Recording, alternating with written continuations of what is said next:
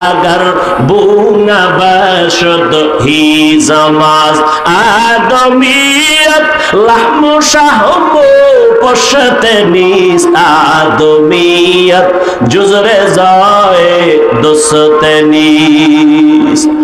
इबादत শিখতে হলে লাগবে কোরআন, কোরআন বুঝতে হলে লাগবে আলেম। ভালো করে বুঝেন, বয়ান শেষ, ফলাফলটা শুনেন। গুণের মানুষ হইতে লাগবে কি? ইবাদত শিখতে লাগবে কি? কোরআন হাদিস বুঝতে লাগবে কি? ফলাফল কি দাঁড়াইলো? যারা আলেমের কাছে যাবে না তারা ইবাদত শিখবে না, যারা ইবাদত শিখবে না তারা গুণের মানুষ হবে না, যারা গুণের মানুষ হবে না তারা বিনা হিসাবে জান্নাতি। ভালো করে বুঝো, ফলাফল দাঁড়াইলো যারা আলেম ওলামার কাছে যাবে না, বলে আলেম লাগে না, পীর লাগে না, আউলিয়া উলিয়া লাগে না, এরা গুণের মানুষ না, এরা ইবাদতের লাইনে নাই, এদের দুনিয়াও বরবাদ আখিরাতও বরবাদ। গুণের মানুষ যদি হতে চাও ইবাদতের মধ্যে জীবন দাও, আর ইবাদত যদি শিখে করতে চাও কোরআন ধরো, হাদিস ধরো। কোরআন হাদিস বুঝো না, জাননেওয়ালা উলামা পীর মাশায়েখের কাছে যাও, কলবের চিকিৎসা করো, নিয়ম যাই না ইবাদত করো। কয় নামাজের নিয়ম জানছি কি? কয় হাত বাঁধবো নাভির নিচে, ঠিক আছে। দাঁড়াবা কোন দিকে ফুবে? কয় না, কিবলার দিক পশ্চিম। আচ্ছা, এটাও পাইরে লাইছি। এরপরে রুকু দেবা, এরপরে কি কয় দাঁড়াবো, তারপরে কি সেজদা। হয়ে গেছে? হয়ে গেছে না, হয় নাই, কসম আল্লাহর হয় নাই। নামাজের দেহ পাইছো, রুহু পাও নাই।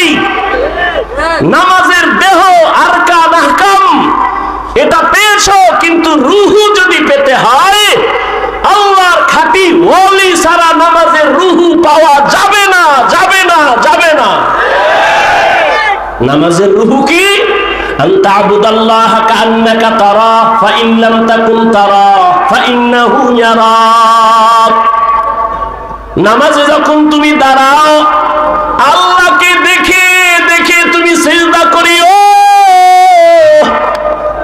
হযরত আলীকে জিজ্ঞাসা করা হলো, ও আলী তুমি ইবাদত করো কার? কয় আল্লাহ।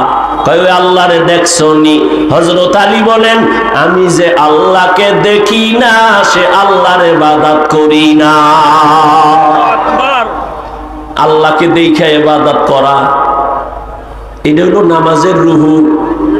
এই রূহ আনতে হলে আল্লাহর খাঁটি ওলিদের নেক তাওয়াজ্জু লাগবে।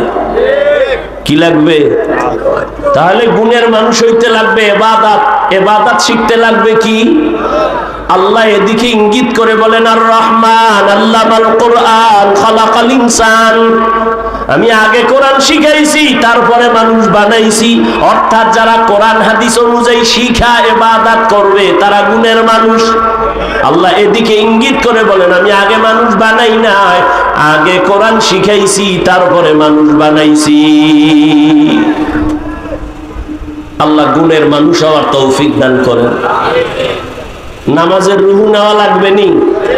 ইবাদতের রূহ হাদিসে জিবরাইল, আল্লাহকে দেখে দেখে ইবাদত করো। যদি দেখে না পারো অন্তত এই খেয়ালে করো আল্লাহ আমাকে দেখেন। এটা হলো ইবাদতের রূহ। এই রূহ নিতে হলে আহলুল্লাহর সোহবত আর তাওয়াজ্জু ছাড়া মোটেই সম্ভব না। যারা বলবে সম্ভব, মিথ্যাবাদী, ধোঁকাবাজ। আল্লাহ গুণের মানুষ হওয়ার তৌফিক দান করেন।